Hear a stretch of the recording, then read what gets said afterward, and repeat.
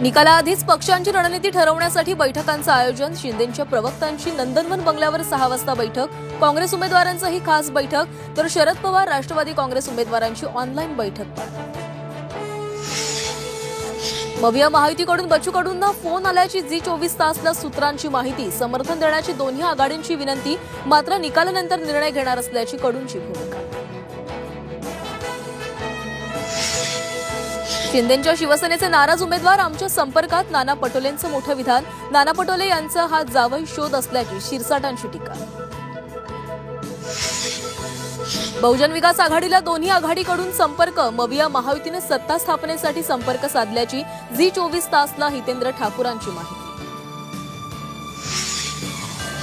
भाजपच्या 25 ते 30 कार्यकर्त्यांकडून स्ट्रॉंग रूममध्ये शिरण्याचा प्रयत्न. निवडणूक आयोगानं कारवाई करावी, रोहित पवारांची मागणी. आजपासून सीएनजीच्या दरात वाढ. सीएनजी प्रति किलो 2 रुपयांनी महाग. वाहन चालकांना फटका.